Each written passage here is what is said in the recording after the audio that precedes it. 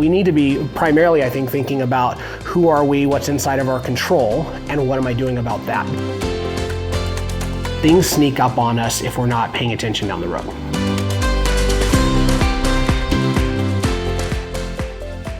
Real estate professionals, welcome back to the RMG Agent Podcast. I'm your host, Reed Moore, and I'm so thankful that you're here again with us. Our job here is to impact, empower, encourage you in your real estate career, and we're just rolling in here in season 2. And for all the stuff that we've done, I'm telling you, if you go back and you listen to our podcast, it's going to impact, empower, and encourage you. I promise that. If not, your money back.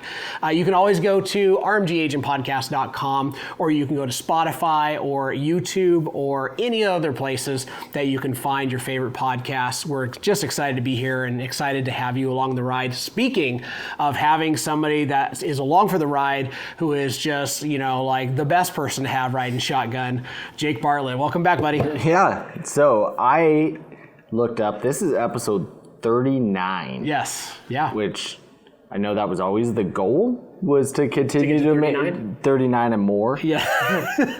But it does feel crazy that we're at 39. Yeah, so we're 39 episodes in. We have somewhere around 400 pieces of content with the shorts and everything else. And so I'm really, really excited about that and what it's doing in the industry. Nice. That's awesome. Okay, so before you start this one, go back and watch the episode before, which is what you need to do to get back to 6 figures in 2024. And then we're going to do a continuation a little bit on some of the things that we're seeing. I know you do not pull out your crystal ball very often, if ever. No. But this episode is My Crystal Ball Says What? What do you see in the industry moving forward? Yeah, it's probably one of my many quirks, but I just get a little bit tired of everybody pontificating about what the future holds, right? So I always think back to that movie, The Big Short, right? And the guy who's the main character that Christian Bale played, I don't remember his name, but he was the genius, right? He was the guy that predicted. He was the only guy that saw all this coming and all this stuff. And since then, he's predicted like 41 of the last 2 downturns. Yeah. Right? And so there's just this thing that's really compelling about, trying to forecast the future and trying to tell everybody how it's going to be and how it is. And then one person ends up being right. They weren't actually the smartest person. They just were the one that threw the dart that happened to hit the magic balloon on the wall. That's all it was. So I kind of steer clear of that. But I'm always thinking about those things because as leaders and people in our industry, we need to be thinking forward about, we need to be primarily, I think, thinking about who are we, what's inside of our control, and what am I doing about that? Because the vast majority of things that end up becoming problems for us in this life are things that are inside of our control that we're not doing anything about. They're not all of the other stuff. With all that said, I'm going to take a swing at it, and we're going to talk about some things that we think are coming up that we're maybe even now seeing the beginnings of when it comes to our industry. Yeah. So as non-leaders, you tend to be thinking kind of like more like driving a car. As far as you can see, you're thinking about what's in front of you day to day, month to month. As leaders of large organizations, you're more like a pilot. You're thinking 5, 10, 15 miles in front of you, or 5 minutes, 20 minutes in front of you on the things that could be coming. And this is kind of what we're seeing, or you're thinking is happening. So yeah, things happen fast, even when they seem like they're a little bit farther away, right? So the next thing that's happening is we're about a month away from August 17th, which is a big change in our industry when it comes to what's coming down with what has always been best practices.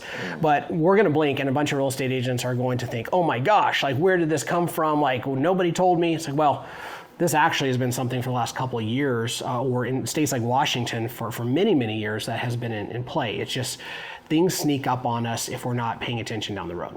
Yep. So the first point is a push or pressure towards professionalism. Yeah, so the first thing that I see coming down the road as a result of lawsuits, and maybe just a result of kind of the evolution of business, is that I think that our industry is going to go through a very, very strong pressure to become an actual profession. And that's going to sound so offensive, but I'm just going to kind of say it the way I see it in the crystal ball. And that is that our industry is a non-professional industry that has some truly great professionals in it. And that's different. You don't have non-professional doctors. You don't have non-professional lawyers. You don't have non-professional engineers. You have professionals, and then you have professionals sometimes that act unprofessional. But that's the nature of those industries. And if you look at the amount of money that goes through a real estate professional's hands, like that we are responsible for connecting people around, and you also look at this this loophole that we have, which is we're maybe one of the only groups of people that actually gets to do some level of legal work without having Esquire behind our name, right? We write contracts. And when you look at all of that and you look at the makeup of our industry has a lot of non-professional habits, a lot of non-professional things that go on. And when we look at the future of real estate, and maybe even the future from a consumer. So one of the things that people say they see in the crystal ball is everything is moving towards free. Right? And I don't believe that's true. I think I've heard that story for the last 20 years. And at the end of the day, I think that people are genuinely willing to pay for professional services. I'm not getting my legal documents done in LegalZoom, right? I'm not getting my medical advice from MedMD, even though I might use those different tools, right? So I think we're going to see the same thing around truly professional real estate agents, that they're well sought after by clients. But I think that's going to put a lot of pressure on people who are unwilling to actually grow into being a professional. So what are some markers of being a professional? Well, professionals are not just educated, but they continue to educate, right? Professionals show up, act, and maybe even dressed in a specific way. That doesn't mean back to like suit and tie days. That's really not the world that we live in right now. But you can see people who dress and act and speak professionally in our industry, and those who don't. Right? So I think there's going to start to be a rift in our industry around the way that people show up when it comes to professionalism. There's going to be a rift around things like what people do with contracts, the way they abide by contracts. And I think we're going to see lots of different things around that, as well as just actual technical real estate knowledge, how to navigate very, very hard things that show up in our industry. Yeah, so the bar of entry might not change, or it may, right? Like the licensing might still be the same, but the level of professionalism or how fast the educational curve is going to be once you actually start practicing real estate is going to be pretty high. Yeah, the state level, not many people get kicked out of our industry, right? For either bad practices or they're not able to jump the bar to get in, right? And there's not a lot of pressure inside the industry to push people out that are non-professional. And even with all that, our industry spits out about 80% of the people that start. Now there's a much greater number that just kind of linger, right? And they do a deal or two a year. But if you think about, somebody in our industry that does 1 or 2 deals a year, what a disservice that is, right? So let's say you or I had to go have, knee surgery. And I go to a doctor and they're like, yeah, like I've been practicing for 10 years. Great. How many knee surgeries have you done? Well, I'm a professional. Great. How many knee surgeries have you done? I'm like, well, in the last 10 years, I've done like 7. Yeah. Thank you. You're going to go somewhere else. I'm going somewhere else. What is the reason that a client would not go somewhere else if they had a better choice? Right? Yeah. If we go back to like the professions that we mirror pretty high on the pay scale, or at least on the higher end, lawyers and doctors, their bar of entry is much higher. Yes. But that gives the consumer a level of credibility when they're working with that person, is they went through this high level. We could start seeing credentialing things come back, or more questions around the level of business that you actually do. Yeah, and even just if things get harder, much harder, organizations, real estate sales teams, and brokerages might actually have external pressure from buyers and sellers to be more selective with the people that they get in business with. I don't know if that's fuzzy in my crystal ball, but we could see some really interesting changes in our industry. What I think I want people who are listening to this podcast, who obviously want to grow, that's the only reason you listen to a podcast like this, is I want them to be able to take a step back, look in the mirror, and just say, what are the areas where I'm still showing up as a non-professional, or what are the areas that up to this point have been good enough and they don't rise to the level of expectation of the world-class knee surgeon, and then what am I going to do about it? Right.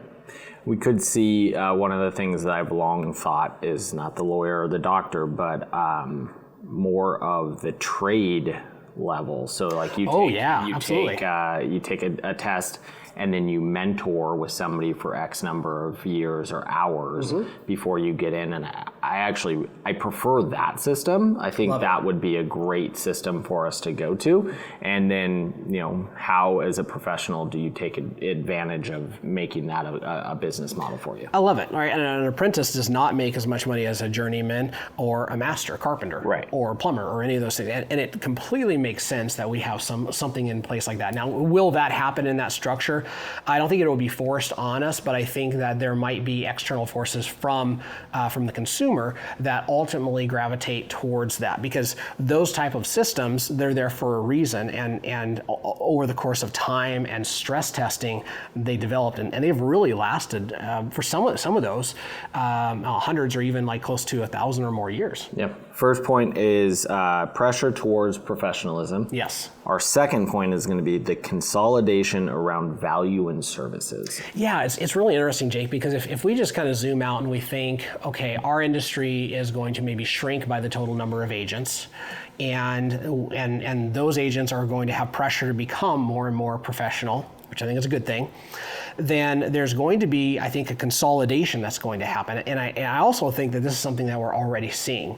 And that is that really good agents are consolidating around value and services. And that is that if you run maybe a small team, or you're a solo producer and you run your own P&L and you're paying attention to your business like a business, you wake up one day and you realize, I actually can't afford to provide the level of professional services across all of the different things that need to happen to create this amazing consumer experience. We're salespeople. We're always telling ourselves, I create the best consumer experience. But there's a really practical issue of technology and manpower that goes into creating a genuinely world-class experience that is very, very hard to afford, or maybe even impossible to afford if you're running a very small organization or going solo. Right? Yeah. So all of a sudden we look at that and we see people that catch this vision of, I am a professional and I'm going to survive and thrive in a new professionals only real estate environment. I think that that's going to cause people to consolidate, and they're going to cause teams to merge and brokerages to merge and small teams to join bigger teams. And so strong solar producers that thought, like, I'm going to be an independent contractor and an independent, business forever. And all of a sudden they realize, actually, to compete in this new world, I'm going to be able to make more money by tapping into services that somebody else is already paying for. Yep. So I think you're going to see a lot of the best practitioners start consolidating around value and services. And I think there's another piece that's just really practical to this. And that is, even as real estate salespeople, we have different areas of expertise, right? So, so somebody who is a professional leader in our industry, right? Or somebody who's a professional investor or professional, fill in the blank. There's going to be a gravitation towards people who are professionals with different skill sets coming together and working together, because there are agents out there right now that are just unbelievably professional salespeople. Like, they create raving fans and they have great client experiences when it comes to dealing with themselves, but they can't lead the back end of the office because they don't want to grow, or they're just not very skilled in the ability to do that. Or they wake up one day and they realize, I don't invest. And I make a lot of money, but I'm not setting up for the future. Well, there's other people that you can be in business with that they will shore up those blind spots for you, and vice versa. Yeah, so one of the conversations that we've had in the past that aligns with this is hiring leverage or joining leverage, right? Yes. And who out there right now is super comfortable on taking on somebody's salary, right? To hire your first piece of leverage, or to hire another piece of leverage within a team, when there is options to join existing or already established leverage. Yeah, there's kind of this old idea around people who move more and more into different levels of success in whatever they do, and that is, it's a triangle. Welcome to, like, everything great is a triangle. But what happens is that the higher you go up in your success, you go from lots and lots of options and lots of different really quirky ways of doing things, and all of a sudden things actually look very similar. Right? Now everybody wants to say, like, well, our way is this really unique, Actually, if you peek behind the curtain, it's pretty similar. At the highest levels, there are a lot of best business practices that look similar.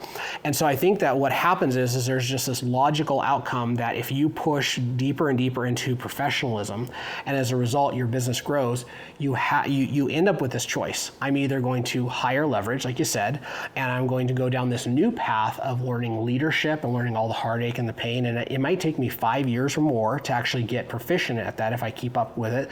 Or I'm going to go over here and I'm going to join leverage. I'm going to find somebody, this is actually what they do, and they do this really, really well. So I'm going to take my skill set, I'm going to marry it with their skill set, I'm going to live happily ever after.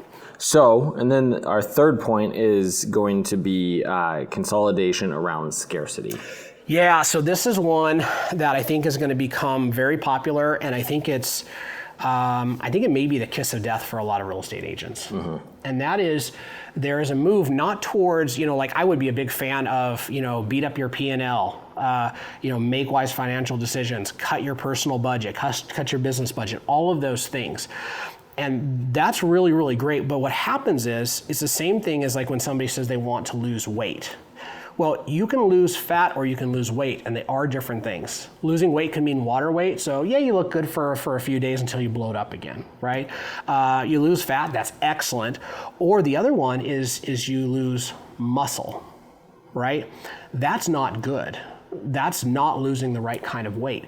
And what happens is that where I think a lot of people will start consolidating around scarcity is the industry is going in this direction. It's going towards professionalism. It's going to high levels of service for clients, not just high levels in a real estate agent's imagination, but genuinely technical high levels of service. And all of a sudden somebody says, you know what, I don't want to grow. I don't want to become more professional. I'm not selling as many houses as I used to, so I'm going to go over here to the free brokerage or the free whatever, or the team that doesn't charge me anything. And the issue is not that it's this wise decision around cutting money out of your P&L, because that's really good. It's that what it is it's losing muscle mass. Right? Instead of cutting fat out of your P&L, you're cutting muscle, you're cutting horsepower out of your engine, right? Whatever analogy we want to use. And the issue is that it fundamentally comes from a scarcity mindset. And this mindset of scarcity is going to, I think, take people the opposite way from the pressure of professionalism, and it's going to marginalize people who are going to live out of scarcity. And then what happens is there's a deterioration, just like with muscle, and that is I make the decision, I start losing muscle, but now I don't have enough muscle to function really well, or maybe even have a strong metabolism, and so then it continues to deteriorate, and eventually my business is weak, it's anemic, it's not able to keep up. That's I think one area that we're going to see consolidation around. I don't think it's good. Yeah, I hear people at masterminds and talk to people where they talk about I can't compete with big teams. I can't compete marketing wise. I can't compete this way, and that goes along with what you're talking about on that. And then the other thing, you can't cut your way out of not making enough money in a commission only job. No. You have to find ways to bring in more money at some point. Yeah, and I think there's going to be a period of time. So all of this stuff, when we talk about the crystal ball and all this, one of the things is it seems like change is happening fast and imminent, but the reality is the shock waves of change really do sometimes take a very, very long period of time, right? So this idea of there's pressure towards professionalism. We wake up next year, is everything totally different? Maybe, but probably not. So in 5 years, is it? In 10 years, is it? Yes, I think it is. And so the issue is if I go this direction now and I want real estate to be my professional career, this is how I drive value into the world, this is how I serve people, you're going in the wrong direction. You're cutting muscle. And are you going to realize that right away? Maybe not. But just like health issues, by the time you realize it, if you made a bad decision or years of bad decisions, at some point it becomes too late, and it's very, very problematic. Yeah, Gary once said on stage at Family Reunion that you're losing so slowly that you feel like you're winning. Yeah. Right? Like you might cut, and for a year, your income stays the same. then the next year goes down a little bit and you try to cut a little bit more, and then 2-3 years down from here, like you're just not making enough money to survive, and now you're out of the industry. Yes. Yeah.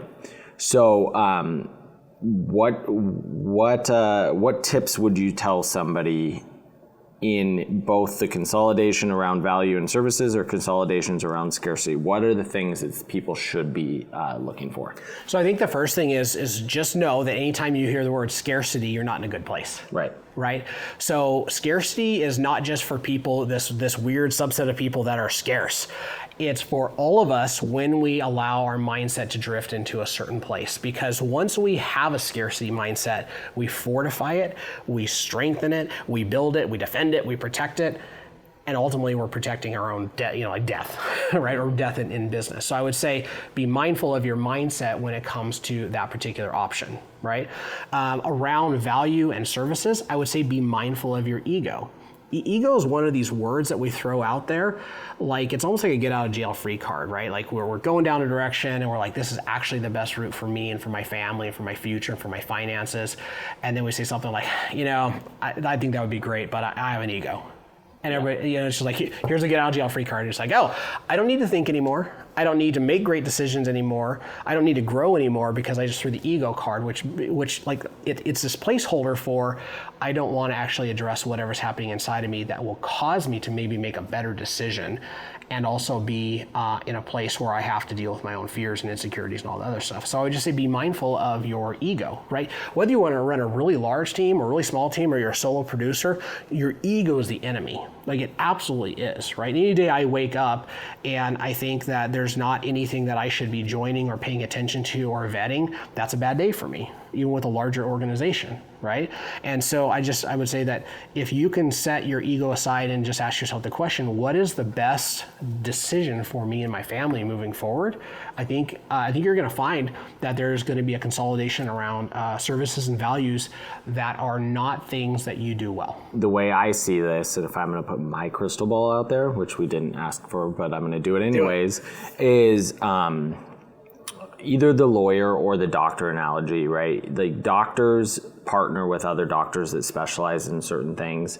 Lawyers do as well in a big firm, right? So you may have the general practitioner who sees you. Then if it's a specialty, you're an investor, like you might have an investment department in your team. You might have a rental department in your team. And if you want to specialize in something as the world goes forward and as a real estate agent, it might be within an organization specializing in that field. And you could be the investment person in this team, right? Like any investor that comes in, you help the team with inside team investments, like you find opportunities for people. And that's the direction that I see things going. Yeah, I think there's a lot of this stuff, and it's exciting. It's not going to be fun for the next several years, maybe. Right? But coming out the backside, I think our industry is going to be better for it. And I think the people who wake up and just realize like, no, I'm actually a real estate professional. Like, this is what I do. This isn't just it's not a side hustle. It's not something I do just because I got this license that I legally can do it. This is my craft. This is my trade. This is my expertise. I think that group of people are going to ultimately have a much better experience, and they're going to create a much better experience for consumers. So, my goal for us as an industry, as we're talking about this, is for the longest time, public opinion of realtors was above used car salesmen and right below lawyers. Mm-hmm. Let's 2 years from now jump lawyers in our public opinion because we became professionals. I love it. Became so good at the client experience. I love it. I think that's where this is all going. So that's a good way to wrap up with your crystal ball. Nice. All right. So, check out and be on the lookout for our next episode, which is going to be maybe something people don't love, but it's going to be very valuable. It's going to be professional. It's going to be professional. Choosing accountability is going to be our next episode. Anything you want to hint at? Come prepared and come to think about how accountable you are. Nice. Okay, so thank you for tuning in, guys. As always, we are here to impact, empower, and encourage you in all things that you do. Yes. Thanks again, guys. We appreciate you. Take care.